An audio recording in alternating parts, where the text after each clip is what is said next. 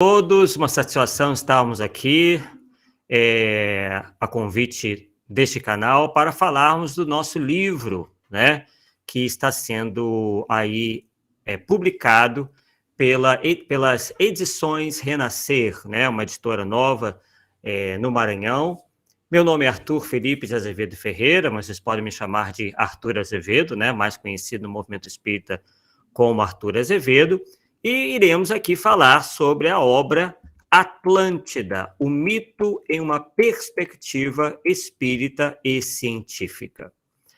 Teremos aí mais ou menos uma hora, né, para tratarmos desse assunto, o assunto que é exaustivamente trabalhado no livro. Obviamente que, para que vocês tenham uma visão realmente mais profunda sobre esse tema, se faz necessário vocês adquirirem o livro, tá? Que em breve estará aí à disposição de todos, né? Se encontra nesse momento, sendo aí elaborado para que fique à disposição de todos na sua forma impressa, na sua forma física, tá? Mais adiante é possível que nós lancemos também esse livro aí virtualmente, né? Para acesso aí virtual e não físico.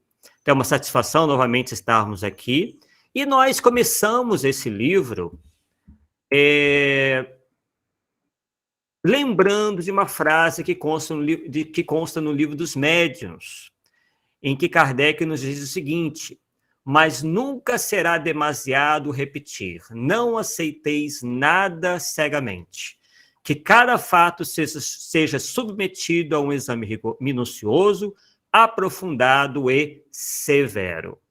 Então, foi justamente inspirado nessa frase de Allan Kardec e uma série de outras instruções do codificador e também dos espíritos que com ele se comunicaram, é que nós começamos essa pesquisa sobre a Atlântida. Uma vez que notamos, né, que esse tema vinha sendo explorado, digamos assim, dentro do movimento espírita e, obviamente, como espírita, não podemos aceitar nada cegamente. Nós temos que nos aprofundar em todos os assuntos para que, efetivamente, nós tenhamos condições para nos aprofundarmos naquele assunto e, efetivamente, acreditarmos ou não naquilo que está sendo divulgado, né? Uma vez que o que nós seguimos é a fé raciocinada e não a fé cega.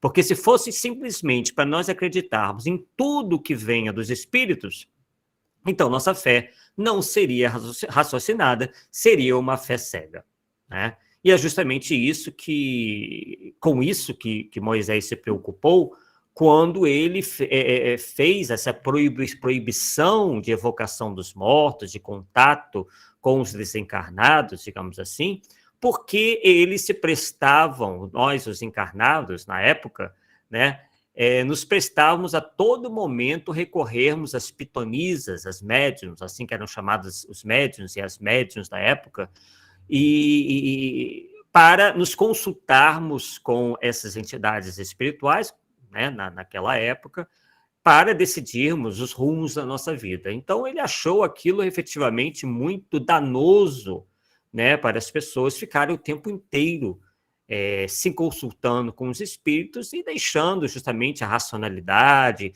deixando de tomar decisões, né, em função desses contatos. Então, nós espíritas entendemos bem que não é assim que nós devamos proceder. Não é porque consta em alguma obra espírita que aquilo deva ser aceito cegamente, né? Como bem disse Allan Kardec, né? Que cada fato seja submetido a um exame minucioso, aprofundado e severo. E que fato é esse? É justamente a menção de Atlântida como sendo uma civilização que efetivamente teria existido. E com base nessa curiosidade que nós tivemos sobre o tema, é que nós fomos pesquisar e aí surgiu o nosso livro após uma extensa pesquisa, onde nós fomos consultar uma série de literaturas diferentes, uma série de autores, inclusive espíritas, espiritualistas, enfim, de todas as tendências, digamos assim, para nos aprofundarmos melhor nesse tema, né? E aí, recorremos aí para fazer o nosso prefácio, ao nosso estimado Marco Milani, né, que é o presidente lá da USE, na Campinas, né, da USE Campinas, União das Sociedades Espíritas de São Paulo, na sua sucursal em Campinas, que fez o nosso prefácio, né? Então, uma pessoa com bastante experiência dentro do meio espírita, com bastante conhecimento doutrinário, que leu e, depois de ter lido, aceitou fazer o nosso prefácio, né? E nós, a partir daí, começamos com o primeiro capítulo, o que demonstra que, logo de início aos nossos leitores, que nós iremos, a partir dali, do capítulo primeiro, traçar toda um encaminhamento histórico de modo cronológico. Quer dizer, o leitor vai começar a partir de Platão, né, até alcançar os nossos tempos, né? Então, o leitor não precisa ficar preocupado de que vai se perder, né, na linha do tempo, de que eu vou lá na Idade Média, eu vou voltar, eu vou avançar. Não, tudo é feito de maneira cronológica para que o leitor possa entender como que essa ideia, essa concepção de Atlântida se desenvolveu ao longo do tempo. E hoje nós faremos aí um breve rascunho, né, digamos assim, sobre essa cronologia, ok? Bem, então nós começamos com Platão, que foi o primeiro e único em sua época a registrar a lenda de Atlântida nos diálogos Timeu e Crítias, datados de 360 a.C.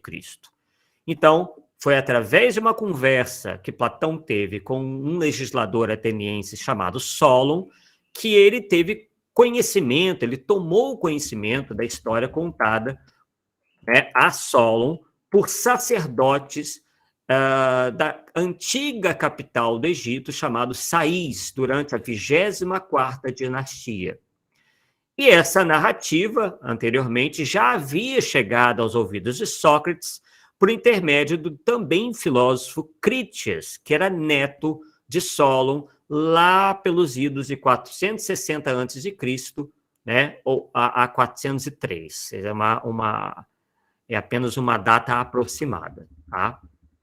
Então, Atlântida, segundo Platão ouviu, teria sido, em 1600 a.C., uma ilha muito vasta, muito grande, muito extensa, localizada do lado oposto às colunas de Hércules, que hoje nós conhecemos como Estreito de Gibraltar, e que seria habitada pelos Atlantes, né, descendentes do deus da mitologia grega chamada Atlas, filho de Poseidon. E Poseidon, como vocês devem conhecer, é o deus do mar, segundo a mitologia grega. Então, nós aí já temos um grande sinal, né, uma grande evidência de que Platão se referia a essa civilização como uma civilização mitológica. Ele, em nenhum momento, ele descreve a Atlântida como se efetivamente tivesse existido, né? Que aquele povo tivesse existido. Não, ele cria uma história, né, que teria como personagens aí os próprios deuses gregos, né, da mitologia grega, justamente com que propósito? Não foi o propósito de relatar algo verdadeiro, real, mas sim passar uma mensagem de cunho moral para os seus contemporâneos.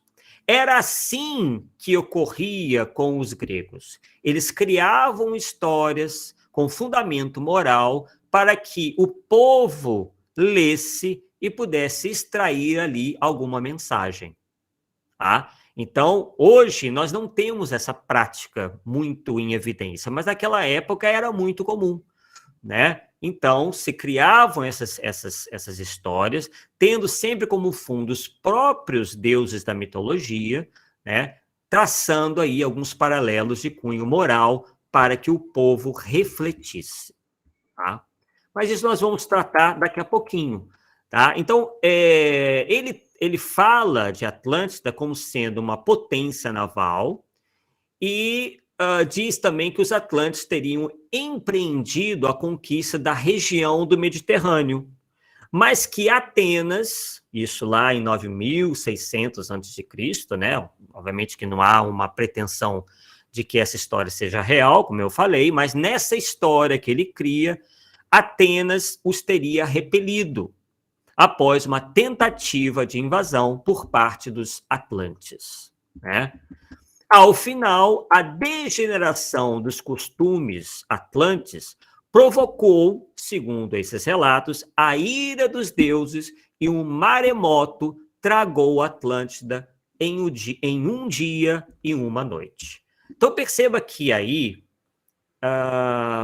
Platão fala que justamente os atlantes, por terem sido dominados pelo orgulho, pelo egoísmo, né, pela vontade de conquista, pelo materialismo, acaba tendo a sua derrocada.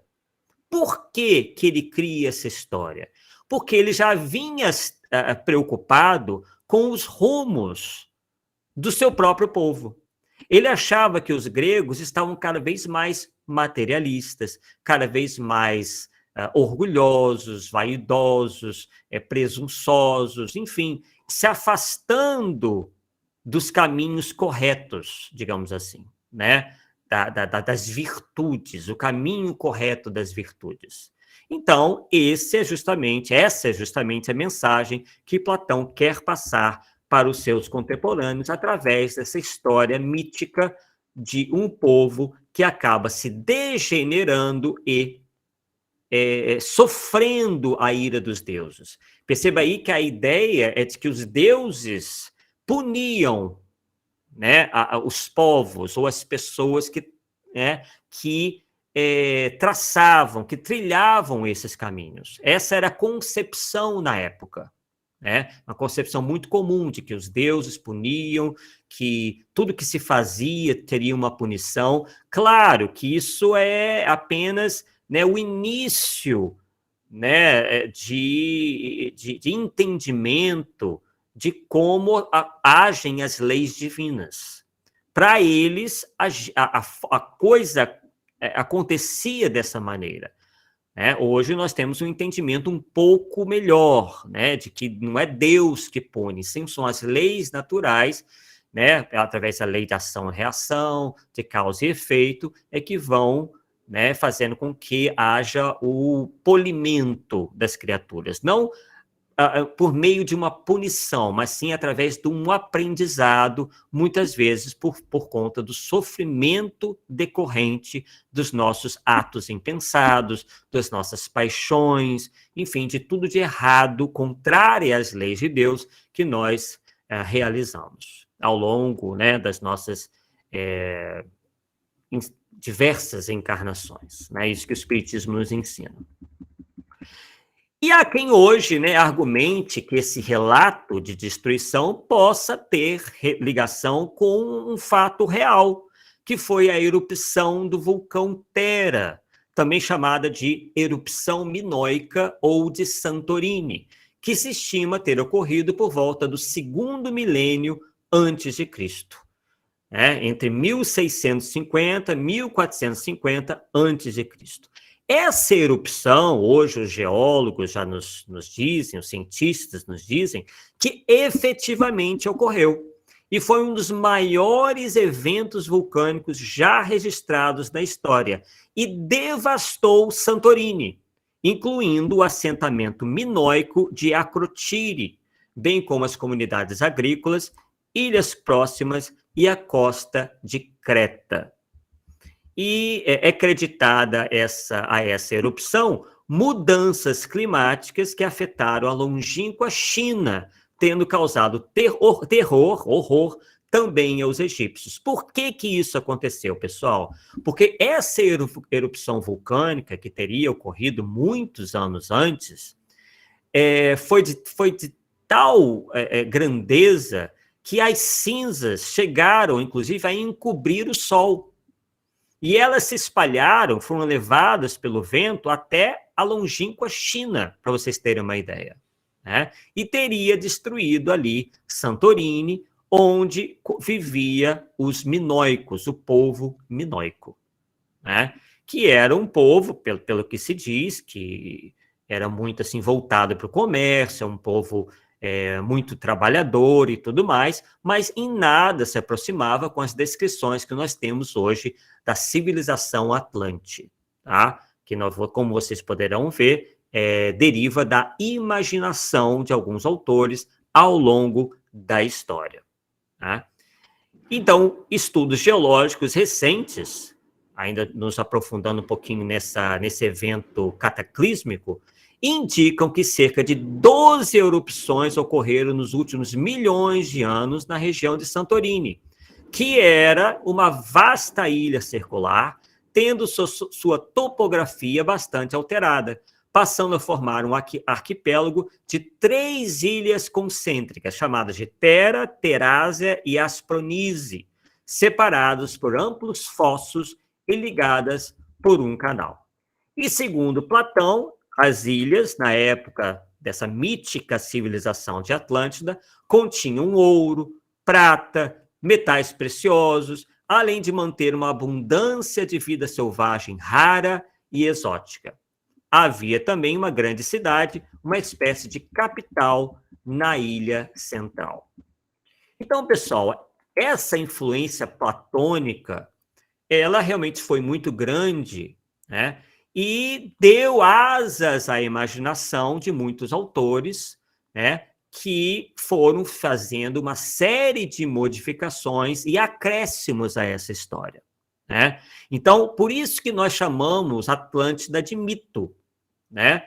Porque um mito não é uma ficção por inteiro, é uma mistura de ficção, isso derivou da imaginação de Platão, e da realidade, em função desse evento cataclísmico que efetivamente ocorreu naquela região milhares de anos atrás, por conta dessa grande, né, erupção vulcânica que ocorreu e que realmente foi de ordem cataclísmica. Então, pessoal, boa parte dos estudiosos do pensamento platônico teriam realmente se servido dessa história, né? Inclusive, o próprio Platão expôs detalhes dessa sua visão lá na sua famosa obra República, em que ele deixa clara a sua concepção de nação ideal. Quer dizer, ele cria aí uma nação utópica, né? Baseado na imaginação de que ele tinha em relação a essa mítica civilização Atlante. Então, para ele, a concepção de uma nação ideal é que ela fosse pequena, virtuosa e que rejeitasse qualquer tipo de ostentação. E, segundo ele, os habitantes de Atlântida, contrariamente à manutenção desse modelo ideal imaginado por ele, teriam sido eventualmente preenchidos por uma ânsia demasiada, desmedida por posses e poder, como eu já falei, o que corresponde a uma crítica daquele filósofo, como disse anteriormente, ao materialismo que ele já identificara na sociedade ateniense. É bom também que vocês saibam, queridos amigos, que os gregos, né, tinham uma visão de mundo muito mais limitada que a nossa. Para eles, por exemplo, a Terra, o planeta, o mundo, era circunscrito a uma parte da Líbia, que fica ao norte da África, e da Ásia Menor, tá? Juntas. O que corresponde, né, hoje ao norte da África e mais da metade da Turquia. Eles não conheciam nada mais além disso.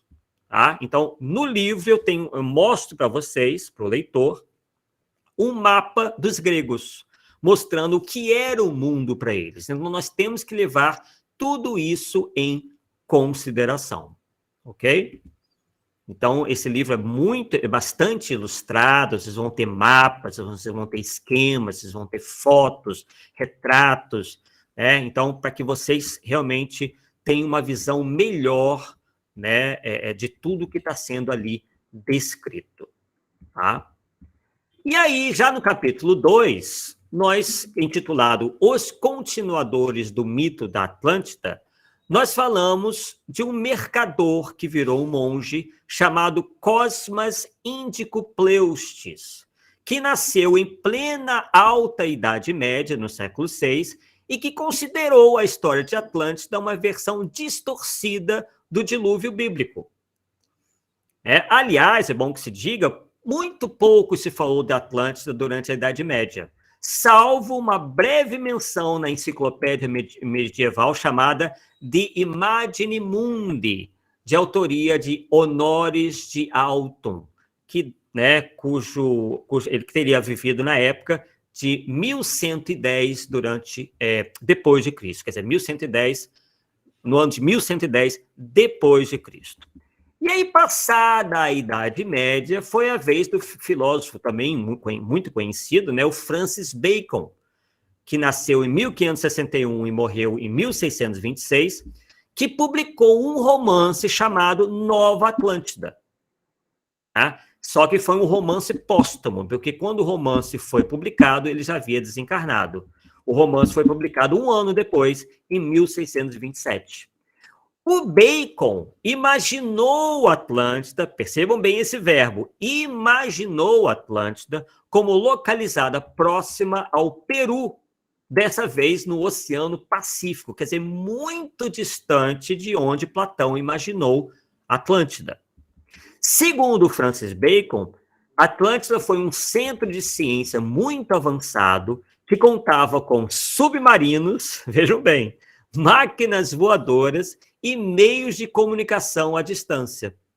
Olha só como que ele usou bastante a imaginação. Quer dizer, o Francis Bacon chega a se antecipar a uma série de invenções que só seriam efetivamente criadas, que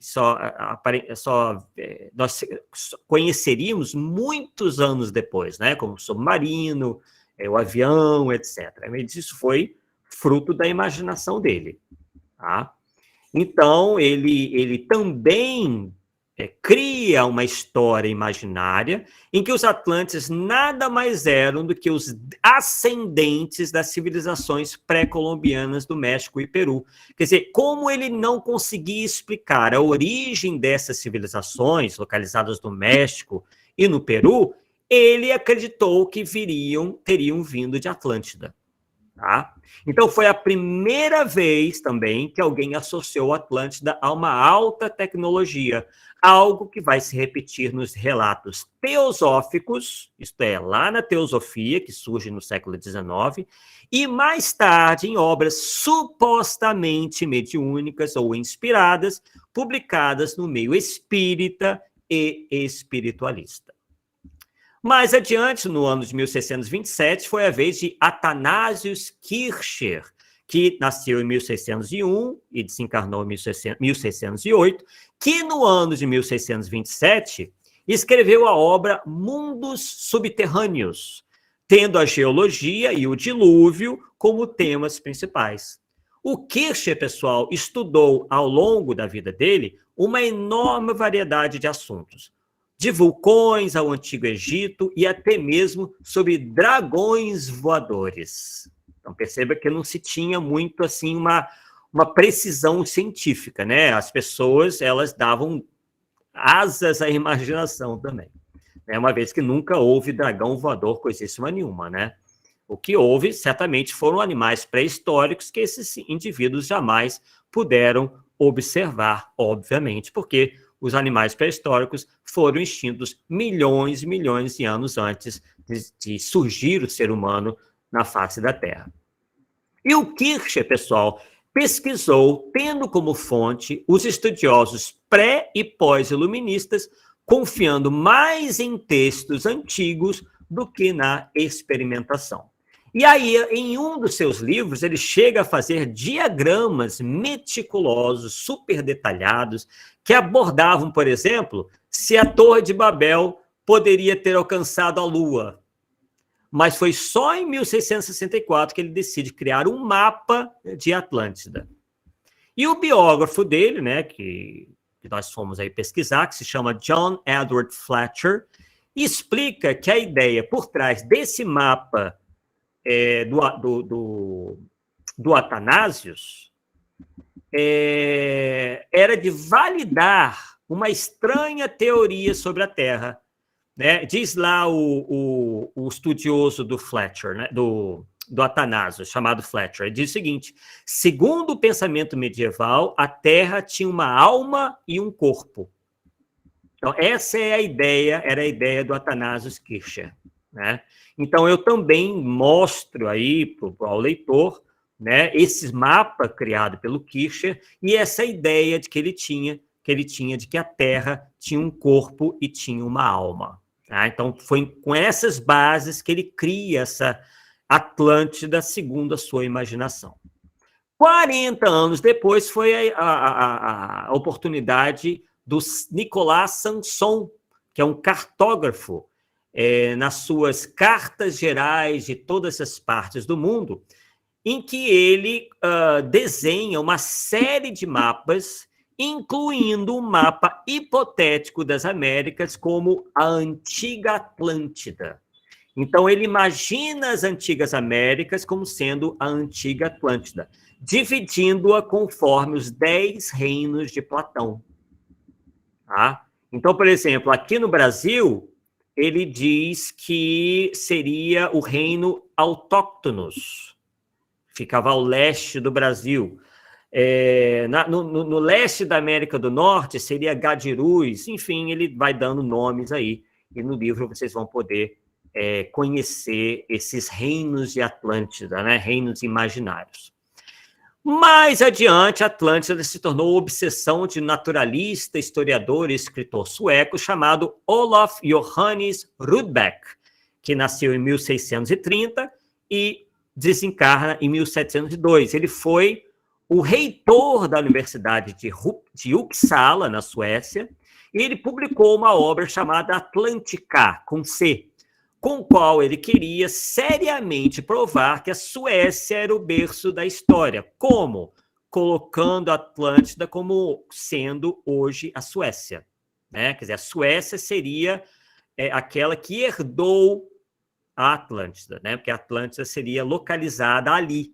Né? Então, perceba que os outros autores, um coloca Atlântida no Mediterrâneo, o outro coloca no Oceano Pacífico, e o Rudbeck ele coloca como sendo ali quase no Polo Norte, né? na Suécia.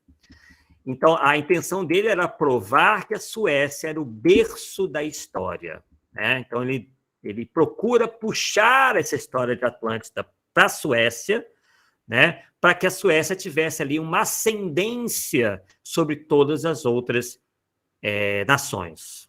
Né? E seguindo essa mesma tendência exageradamente nacionalista, pessoal, décadas depois, foi a vez do Gian Rinaldo Carli, um historiador e economista italiano, a escrever uma obra para defender a mesma tese de que sua península, no caso a Itália, havia sido a principal colônia da Atlântida na Europa, e a partir dela havia se difundido aquela civilização para o resto do mundo. Então, a gente percebe aí que cada autor vai dando a sua descrição, né, descrição sobre Atlântida, sempre puxando para si, né, para a sua pátria, essa como sendo a sucessora de Atlântida. E nessa mesma obra nossa, né, que estamos nos referindo, nós mostraremos para vocês que o último a fazer isso foi nada mais, nada menos do que Adolf Hitler. Adolf Hitler também se embasa na ideia de Atlântida para identificar a Alemanha como sendo aí a terra da promissão, né, o país que, ou a nação que é uma espécie de descendente da Atlântida. Tá? E aí, já mais adiante, nós falamos das raízes do mito ariano. Então, ó, falamos de Hitler e agora vamos falar do mito ariano. Nós vamos conhecer agora, brevemente, mesmo que brevemente, de onde que Adolf Hitler tira essa ideia da raça ariana e sua pretensa superioridade. Isso começa, pessoal, com Jean-Sylvain Bailly, que foi um astrônomo e polímata francês, nascido em 1736 e morto em 1793, que foi, inclusive, prefeito de Paris, que elaborou uma interpretação original das origens pré-históricas da civilização, que antecipou muitos dos detalhes do mito ariano. O Bailly, pessoal, argumentou que a Atlântida era a raiz da civilização, que inventara as artes, as ciências e civilizara os chineses, os indianos e os egípcios. Ele situou esse povo imaginário no extremo norte da Eurásia e argumentou que, após um suposto resfriamento da Terra, seu lar ancestral acabou enterrado sob camadas de gelo. Então, dessa forma, segundo o Jean-Sylvain Bailly, os Atlantes acabaram se perdendo para a história. O Bailly se baseou, ecleticamente, né, de uma maneira bem heterodoxa, na própria ciência da época, na mitologia clássica de Platão, na linguística e no orientalismo para fundamentar a sua tese, argumentando que os brahmanes, né, os indianos, né, os antigos indianos, foram aqueles que moldaram a civilização e que, na verdade, eram atlantes, né, que falavam sânscrito. Então, para ele, todas as línguas europeias derivavam, portanto, do sânscrito. Tá? Essa ideia, inclusive, né, ela foi derrubada muitos anos depois, né, segundo estudos e descobertas mais recentes, que disseram, né, que afirmam que o sânscrito não teria dado origem às línguas europeias, mas que seria pertencente à subfamília indo-iraniana da família indo-europeia das línguas. Tá? Essa tese do Bailly, pessoal, hoje tida como imprecisa, né, porque não tem comprovação nenhuma, muito pelo contrário, foi a mesma defendida pelo Edgar Armond em sua polêmica obra, e muito conhecida no nosso meio espírita, chamada Os Exilados da Capela, de 1949. Tá? Então, no livro, nós tratamos mais profundamente sobre esse livro, Os Exilados da Capela. Tá? Então, as teorias desse Bailly refletiram muitas ideias predominantes da época, como o determinismo climático de Montesquieu e Buffon, e a superioridade do Ocidente dinâmico sobre o Ocidente, sobre o Oriente decadente. Então, embora o Bailly não tenha racializado os Atlantes, as suas obras lançaram as bases para o surgimento subsequente do mito ariano. O Bailly defendia também uma estranha tese que misturava o mito da Atlântida com um lendário povo hiperbóreo, que foi inicialmente rejeitada. Inclusive, o Júlio Verne, né, que é um autor muito conhecido nosso, que foi inventor do gênero ficção científica, se aproveitou, né, dessa falha aí do Bailly, chegando a zombar dele na sua obra 20.000 Léguas Submarinas, que foi escrita em 1869, quando seus personagens, os personagens do 20.000 Léguas Submarinas, descobrem a Atlântida verdadeira no Oceano Atlântico. Né? No entanto, pessoal, foi muito depois, né, que uma pessoa um tanto misteriosa e estranha, chamada Helena Petrovna Blavatsky, também conhecida como Madame Blavatsky, levou as ideias de Bailly extremamente a sério. E aí, no nosso livro, a gente continua falando desta feita, né? Perceba que nós estamos avançando no tempo, nós falamos sobre a Helena Blavatsky, né? Que era uma aristocrata russa, né? Nascida em 1831 e desencarnada em 1891, que era uma pessoa fascinada pelo misticismo indiano. Ela viajou por várias partes do mundo e desenvolveu, a partir daí, uma concepção cosmológica pessoal, quer dizer, baseada nas ideias dela, a partir de tradições ocultistas, budistas e hindus, e também de especulações geológicas, muito comuns naquela época, biológicas e antropológicas, que eram aceitas na época dela. Tá? E ela dizia também, pessoal, ter acesso a certas revelações e verdades esquecidas por meio da clarividência e de obras secretas.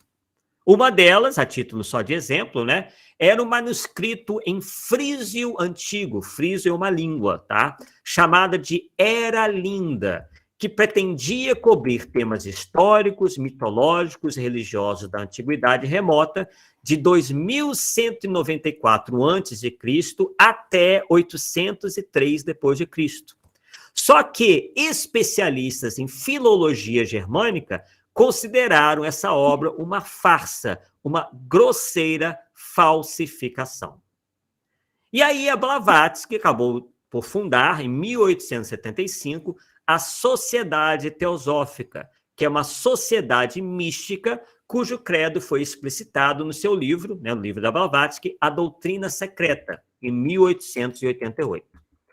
Ela ali apresentava uma espécie de síntese das sabedorias ocidental e oriental, misturando mitos, a própria ciência de meados do século XIX, excluindo-se aí, né, ela não acrescentou as teses de Charles Darwin e de Russell Wallace, que na época dela eram tidas apenas como polêmicas. Então, ela não levou em consideração a tese evolucionista.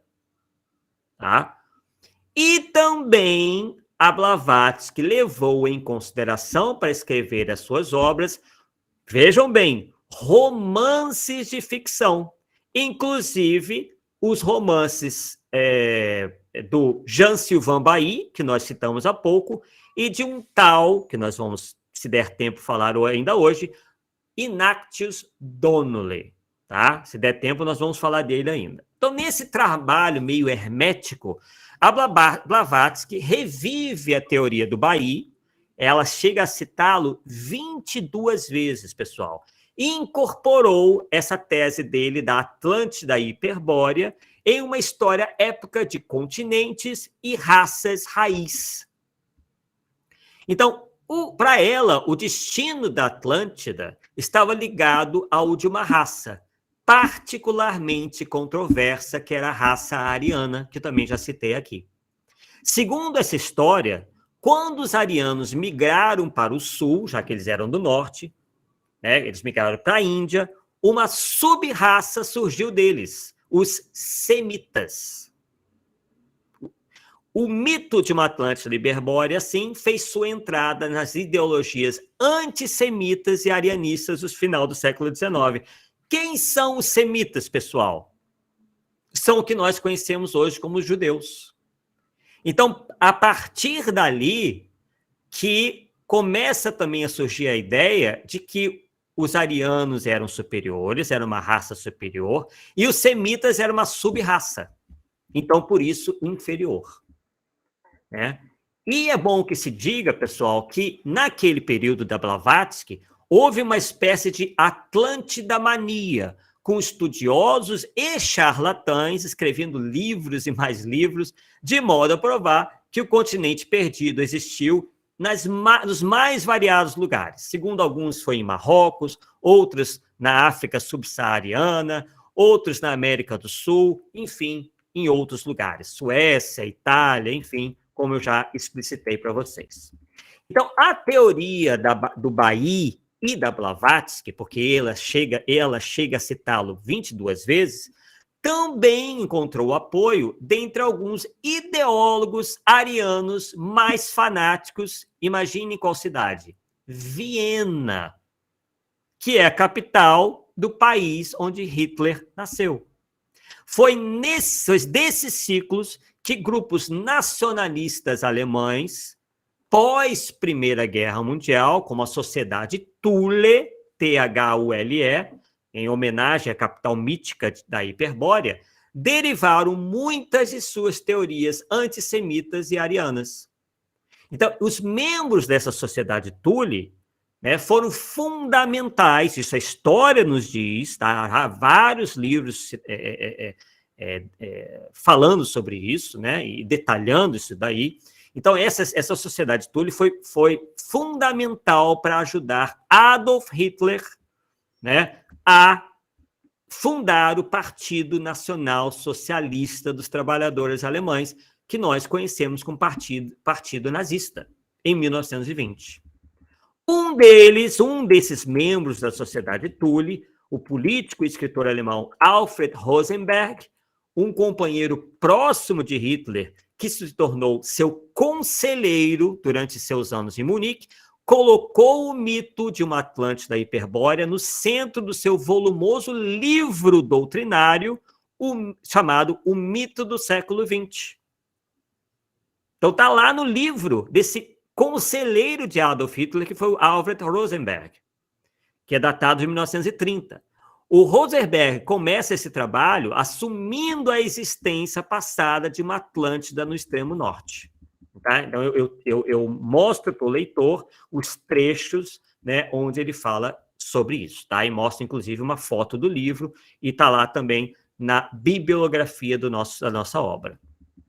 Tá? Então, nasce ali, pessoal, o mito de um centro cultural nórdico, né, que permitiu a esse Rosenberg acreditar à raça ariana todas as grandes conquistas culturais da história humana. Né?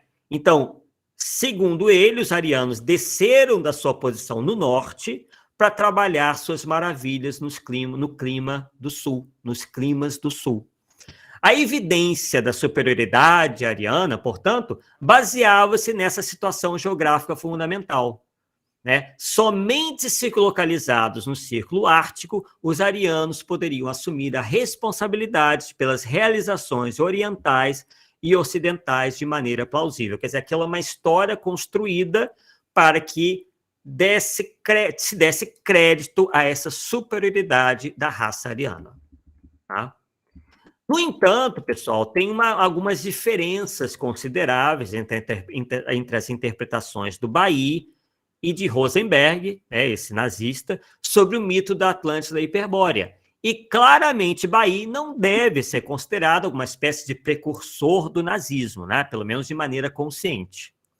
Mas ele, assim como a Blavatsky, também não merece ser totalmente isento de culpa, porque eles embora não tivessem racializado, digamos assim, a teoria, eles procuraram se apropriar dos avanços culturais orientais em favor da Europa, porque, afinal de contas, tudo vinha dos arianos. Né? Todos os avanços eram em função dessa raça superior chamada de ariana. Né? Então, o Bailly, sem querer, e depois a Madame Blavatsky, forneceram aos movimentos nacionalistas e racistas que vieram depois uma narrativa poderosa que autorizava qualquer tipo de ideologia odiosa. Né? Então, nesse livro eu mostro como que isso aconteceu. E aí, né, como eu havia prometido, né, que falaria caso desse tempo, nós vamos encontrar o Ignatius Donnelly. Né? O Ignatius Donnelly foi um maçom, escritor e político americano, né, estadunidense, que nasceu em 1832 e morreu em 1901. Ele escreve uma obra chamada Atlântida, o mundo antediluviano, quer dizer, que veio antes do dilúvio. Ele escreve essa obra em 1882, baseando-se na crença de que o relato de Platão sobre a Atlântida, que eu descrevi para vocês, era em grande parte factual. Então, é a partir daí, através dessa obra do Ignatius Donnelly, é que se passa a dar uma ideia mais forte de que a Atlântida não era uma história mitológica, mas sim factual. né? Quer dizer, baseada nos fatos. E aí ele procura estabelecer que todas as civilizações antigas conhecidas descendiam daquela terra perdida. Então, muitas das teorias do Donnelly são a fonte de conceitos modernos sobre a Atlântida, incluindo de que a civilização, que era uma civilização e tecnologia além do seu tempo, que ele fala também das origens de todas as raças e civilizações atuais, e também traça uma guerra civil entre o bem e o mal. E tais conceitos, pessoal, foram, inclusive, absorvidos por certos médiums, entre aspas, e divulgadores ditos espíritas brasileiros, que, dizendo ter recebido tais informações por via mediúnica ou por inspiração, isto é, por telepatia, alguma coisa parecida, praticamente repetem ipsis literis, quer dizer, palavra por palavra, os relatos donnellianos, em livros e palestras, que têm atraído a atenção de um sem número de desavisados que parecem crer piamente nessas descrições. Então, resumidamente, pessoal, grande parte das teses do Ignatius Donnelly, no que diz respeito à Atlântida, como sendo uma explicação para as semelhanças entre as civilizações antigas do Velho e do Novo Mundo, foi inspirada, né, por sua vez, nas publicações de um etnógrafo, historiador e arqueólogo e padre católico francês chamado Charles-Étienne Brasseur de Bourbourg, quer dizer, que nasceu em 1814 e morreu em 1874. Quer dizer, ele é inspirado, né, se inspira nessas publicações do Charles Etienne, tá? E também nos trabalhos de um arqueólogo britânico chamado Augustus de Plongeon, cujo objetivo em suas viagens era explorar a possibilidade de elos entre a civilização maia e as civilizações do Antigo Egito, e, consequentemente, a Atlântida. Então, por conta disso, o Donnelly caiu nas graças da Helena Blavatsky e da Sociedade Teosófica, bem como nas graças do filósofo, educador esoterista Rudolf Steiner. E o trabalho do Donnelly, pessoal, sobre a Atlântida, também inspirou livros como o do engenheiro ocultista James Churchward, acerca de um suposto continente perdido chamado Mu, também conhecido como Lemúria. Vocês já devem ter ouvido falar nesse continente perdido, né? Lemúria. Constam também como oriundas do trabalho de Donnelly a já desmentida hipótese de que, olha o que Donnelly falava, pessoal, ele dizia que o tabaco, a goiaba, o algodão, a banana, o milho e o abacaxi existiam tanto no Velho quanto no Novo Mundo, antes mesmo da chegada de Cristóvão Colombo. Então, é uma tese completamente anticientífica, né? Porque nós sabemos que não foi nada disso, tá? Vamos falar um pouquinho sobre a Helena Blavatsky, um pouquinho mais, né? Já falamos, já a citamos, mas vamos citar um pouquinho mais, falar um pouquinho mais sobre ela. Que nós descrevemos no livro que houve a publicação do livro da Blavatsky, chamado Isis Sem Véu, em 1875, onde ela colaborou para sustentar a teoria das 5 raças raiz. Segundo essa teoria, a Terra teria sido ocupada inicialmente por 5 raças, e mais adiante por mais 2. A suposta fonte dessa ideia seria uma obra secreta chamada Estâncias de Xian, cujos manuscritos se encontravam em uma língua chamada Senzar, que a Blavatsky dizia ser a única pessoa no mundo a dominar. No mínimo estranho, né, pessoal? Dessas raças, a que mais chama a atenção é a raça que teria dado origem a um continente chamado Lemúria, uma civilização chamada Lemúria. Essa raça, que é a terceira, teria sido hermafrodita, ovípara, quer dizer, punha ovos, e de 4 braços, mentalmente subdesenvolvida e que teria convivido com os dinossauros. A gente percebe que a Madame Blavatsky não entendia nada, nem de história, nem de pré-história, e nem de biologia, nem de nada disso, né? nós lembramos ao leitor, né, que, como já dissemos anteriormente, que os dinossauros foram extintos há 66 milhões de anos, né, enquanto a espécie humana surgiu há cerca de 4 milhões de anos. Então, ela comete uma série de heresias científicas nas suas obras. Segundo a Blavatsky, ainda, quando surgiram os mamíferos, alguns lemurianos teriam mantido relações sexuais com esses animais, dando origem aos macacos. Essa concepção da igualmente mitológica Lemúria foi desenvolvida em detalhes por um outro teosofista, que foi o indiano William Scott Elliott, no seu livro Atlântida e Lemúria, Continentes Desaparecidos, que foi escrito em 1896, isto é, publicado em 1896, entre outros que a gente cita ao longo da obra. Tá? Outros autores ligados à sociedade teosófica, a tratada Lemúria, foram a Annie Besant e o Charles Leadbeater, que foi o autor preferido do médium curitibano, o alegado médium curitibano, Hercílio Mais, que foi um grande admirador da teosofia e que retirou das narrativas do Leadbeater, né, inclusive que consta na obra A Vida Interna, de 1910, as descrições de Marte e de seus habitantes, que constam do livro A Vida no Planeta Marte e os Discos Voadores, que foi publicado em 1955, né, e atribuídas a um espírito chamado Ramatiz. Então, tudo indica, pessoal, segundo essas pesquisas que eu, Arthur Felipe, né, Arthur Felipe Azevedo, envio há mais de 30 anos, que Ramatiz, na verdade, teria sido uma espécie de alter ego do Hercílio Mais, né, possivelmente criado com o intuito de passar mais credibilidade às teses teosóficas, da qual ele era grande admirador, e chamar a atenção do público espírita.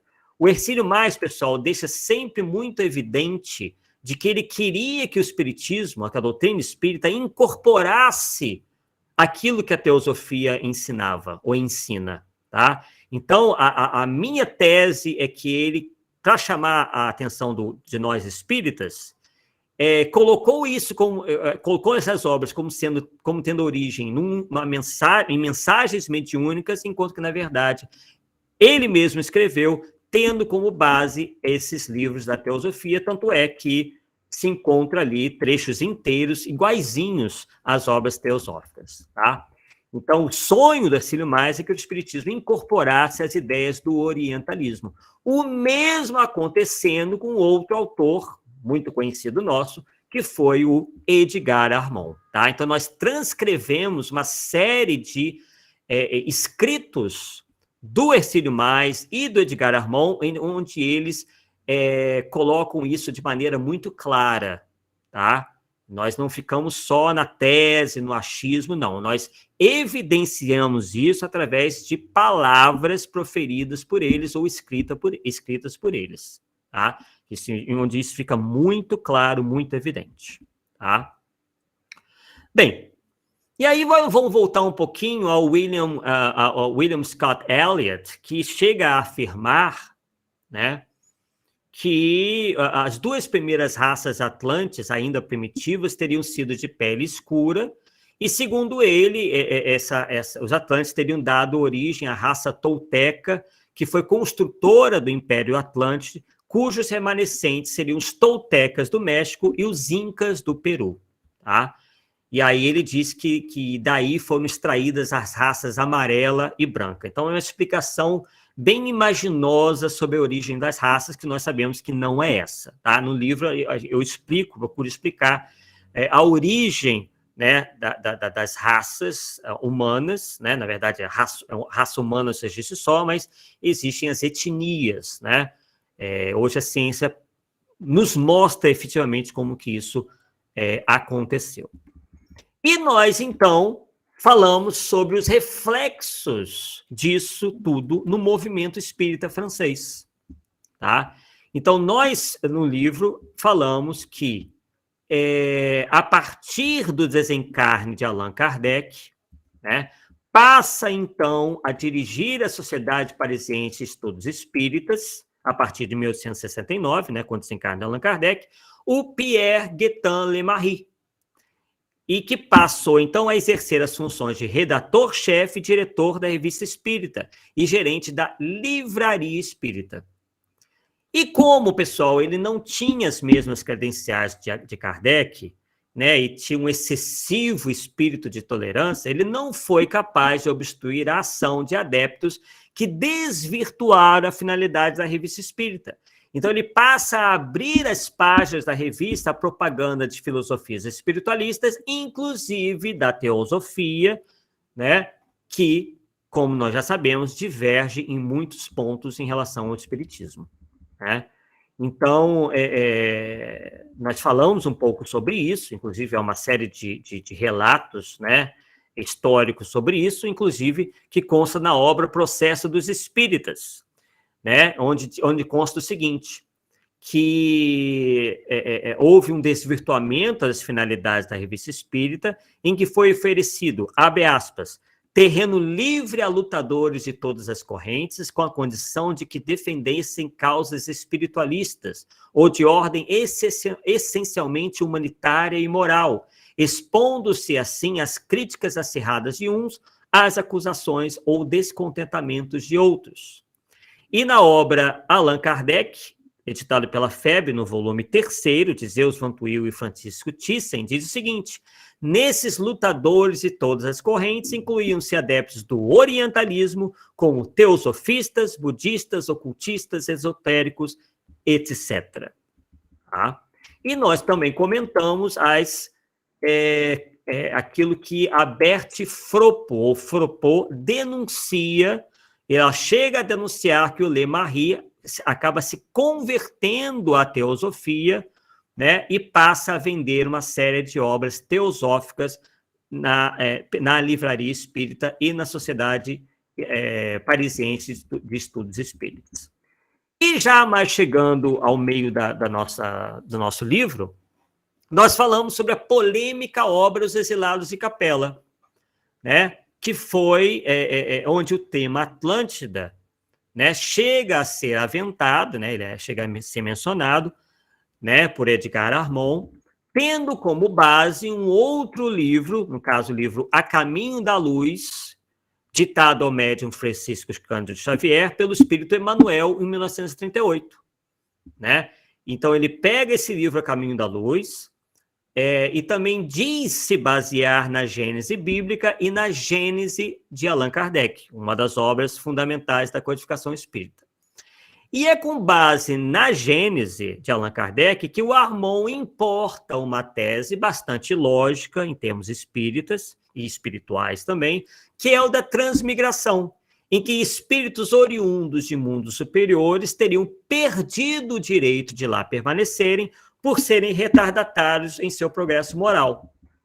Então, pessoal, até aí, o Armond parece seguir um caminho compatível com a revelação espírita, porque ele se apoia no livro A Gênese. No entanto, ele acaba decidindo trilhar um caminho meio que perigoso, quando ele passa a reproduzir no seu livro teorias não abraçadas pela doutrina, descendo a minúcias que os espíritos superiores em nenhum momento abordam.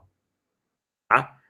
E o que nós notamos de estranho no livro de Armond é que na orelha do livro consta que as informações teriam amparo em, abre aspas, tradições proféticas e religiosas apoiadas em considerações de natureza histórica e científica.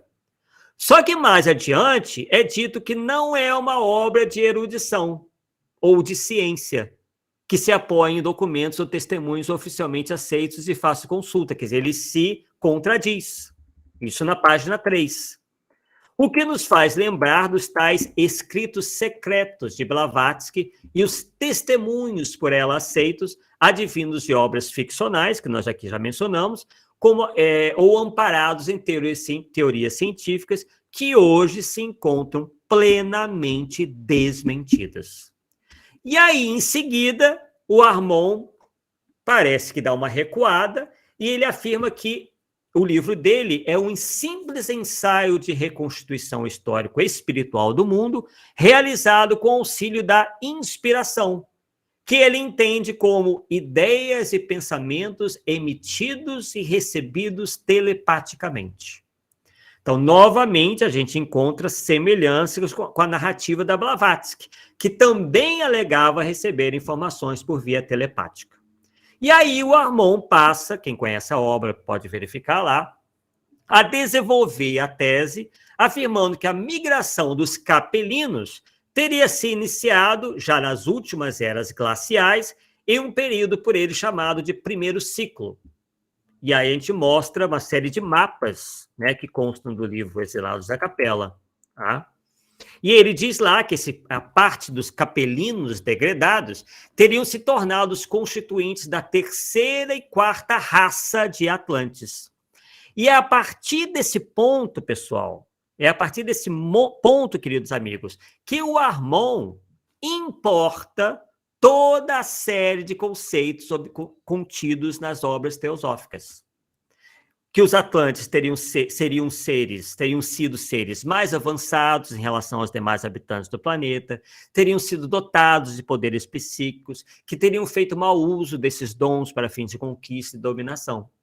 E também diz que a sua corrupção e abuso de poder teriam provocado cataclismos que arrasaram o continente e levaram à dispersão dos sobreviventes de 3 sub-raças atlantes, os toltecas, os acádios e os semitas. Então ele repete praticamente tudo, inclusive importando alguma coisa do Platão, né? Ele diz que o mau uso desses dons foi punido, né? Recebeu uma punição meio que divina, né? Então, como a gente viu ainda há pouco, o Armon diz ter consultado informações de cunho científico, mas ele não cita quais foram. E aí nós fomos atrás para saber que informações foram essas, tá? Então,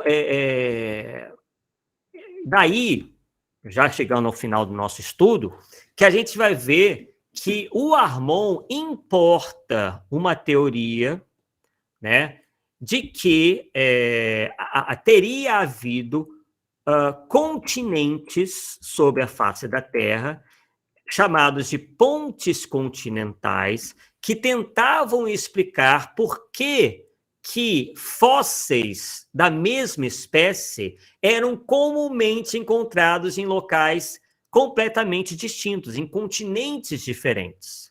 Então, na época, foi aventada essa hipótese das pontes continentais. O que eram as pontes continentais? Grandes massas de terra, hoje submersas, segundo eles, que ligariam os continentes, permitindo aí um fluxo, uma movimentação das populações. Um desses continentes perdidos teria sido a tal Lemúria, segundo o zoólogo Philip Sclater, que nasceu em 1829 e morreu em 1913, que publicou um artigo num jornal chamado Quarterly Journal of Science, que pertenceu a William Crookes, né? Muito conhecido pela gente, né? Porque William Crookes foi um cientista espírita. O objetivo desse Philip Sclater era explicar a disparidade entre a ampla distribuição dos fósseis de antigas populações de lêmures. Daí a palavra Lemúria, né? O lêmure é um primata, tá? Que hoje é encontrado somente na ilha africana de Madagascar. Então, e aí a hipótese das pontes continentais foi sofrendo aos poucos refinamentos, conforme outros registros fósseis eram descobertos, e em meados do século passado, né, houve, inclusive, havia uma configuração aí em mapas do que teriam sido esses continentes antigos, tá? Só que, pessoal, foi em 1962 que tudo isso caiu por terra, tá? Se verificou que não houve continente perdido coisíssima nenhuma, nenhum, nem dois, nem três, tá? O que se descobriu, inclusive a partir de Alfred Wegener, né, lá pelos idos de 1930, é que há cerca de 300 milhões de anos, os continentes que hoje nós conhecemos formavam uma única massa terrestre, chamada de Pangeia.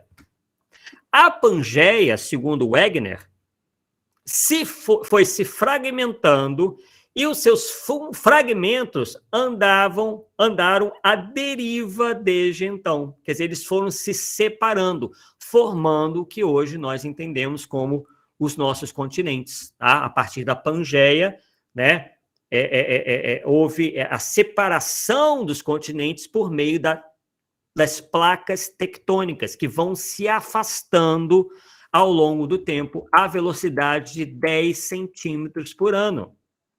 Né? Então, a resposta então definitiva à teoria do Wegener veio em 1962, com a elaboração da teoria da tectônica de placas, onde se chegou à conclusão que a crosta terrestre não é inteiriça, mas dividida em 6 placas geológicas principais e outras menores, que flutuam sobre o magma do manto terrestre, tendo suas fronteiras delimitadas pelas chamadas de dorsais e fossas oceânicas. Então, é isso que explica, né, o fato de nós encontrarmos fósseis da mesma espécie animal nas Américas e na África, por exemplo, ou na Europa, ou, enfim, na Ásia, né? Porque, na verdade, tudo estava mais unido através da Pangeia e os continentes foram, aos poucos, formando, né, se separando e formando massas de terras separadas do restante. Tá? Então, essa tese de continentes perdidos, Atlântida, Lemúria, continente hiperbóreo, que chegou a ser admitida pela ciência, na verdade, não passou de uma tese. Foi apenas, né, uma tentativa de explicar determinados fenômenos. Tá? Então, pessoal, esse é um breve apanhado da nossa obra. Obviamente que a obra vai se aprofundando, nós pegamos, inclusive, os relatos e opiniões de vários especialistas em várias áreas do conhecimento, né, para indicar o quê? Que não houve nenhum continente perdido, nenhum continente que submergiu. Isso é uma completa impossibilidade material. Imagine só se todo um continente haveria de submergir, o que já é uma impossibilidade por si só, e nós não encontrarmos absolutamente nada deles. Né? Então, há uma impossibilidade material completa da existência desses continentes perdidos, inclusive de Atlântida. Pode ter havido alguma terra que foi consumida pela uma catástrofe como a do vulcão Tera? Sim. Né? Mas aí dizer que ali habitava um povo altamente avançado tecnologicamente, com altos poderes psíquicos, isso é oriundo da fantasia de pessoas que criaram obras de cunho ficcional. Tá? Então, acreditar no meio espírita e no meio científico, na existência disso, é cometer uma heresia científica completa. Por mais que isso conste em uma outra obra mediúnica, nós temos que rechaçar, porque até então não há nenhuma possibilidade dela ter existido. Não, pelo menos, na descrição que se dá nesses relatos mediúnicos, muitas vezes até copiados desses livros que eu mencionei. Tá? Nós encontramos, inclusive, livros, obras tidas como mediúnicas, que, na verdade, são cópias de algumas dessas obras que nós mencionamos, tá? Só que o autor fez algumas modificações e, né, para que a coisa não ficasse tão assim evidente, tá? Então, nós desenvolvemos também no livro essa questão mesmo do nazismo, né, que nós aqui só pincelamos, falamos das pirâmides, falamos das múmias, né, falamos de uma série de outros fatos e apanhados históricos aí, que vocês certamente irão se surpreender, como certamente vocês se surpreenderam com alguns dos nossos relatos aqui. Tá ok? Bem, chegamos aqui ao final do nosso estudo de hoje, né? Nós agradecemos bastante a oportunidade que tivemos aqui no canal de levar essas informações para vocês e prometemos, né, voltarmos brevemente para quando a obra estiver disponível fisicamente, né, falarmos um pouquinho mais sobre ela, né, já com um livro na mão e vocês poderem, então, efetivamente adquiri-la, tá bom? Então, foi uma satisfação muito grande estar aqui com você. O Samuel parece aí que vai tentar se comunicar com a gente, né? Ele que enfrentou alguns probleminhas técnicos aí da internet, isso aí acontece, vocês sabem como é que é. E nós agradecemos muito a ele por esse espaço, né? É uma obra que se propõe a realmente revolucionar o nosso meio na medida que traz informações inéditas, com muita base, com muita sustentação teórica e que nos coloca aí de olhos abertos para as coisas, para certas informações que nos chegam por via mediúnica. Não é porque a obra é tida como mediúnica que ela necessariamente tem que ser acreditada cegamente. Essa é a nossa mensagem inicial e a nossa mensagem final, tá bom? Porque a doutrina espírita é uma doutrina que propugna pela fé racional e não pela uma fé cega, onde tudo é aceito cegamente, qualquer teoria maluca, né, é aceita sem qualquer verificação. Então, nós fizemos essa extensa pesquisa, né? Obviamente, continuamos pesquisando, porque é um tema quase que infinito, e nós, inclusive, alertamos no livro que muita coisa acaba surgindo aí como sendo novidades sobre a Atlântida, mas continua havendo muita especulação a esse respeito, tá? Existe muita gente querendo ganhar dinheiro com essa questão de Atlântida e a todo momento ficam dizendo que descobriram isso e aquilo, mas é verdade, sem nenhum embasamento científico, sem nenhum vestígio realmente que comprove que há todo um continente perdido, submerso, né? Inclusive, já há tecnologia para verificar o fundo no mar e nada até hoje foi encontrado. Tá bom? Agradecemos, então, mais uma vez e vamos tentar passar aí a palavra para o Samuel, se ele conseguir o contato. Se ele não conseguir, então, ele irá encerrar a live de hoje, o estudo de hoje. Um grande abraço, foi uma grande satisfação e até uma próxima vez, pessoal. Tchau, tchau.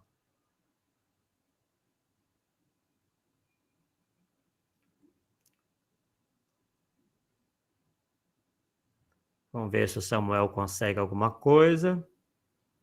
Parece que não, né? Bem, então nós vamos aí nos desconectar, né?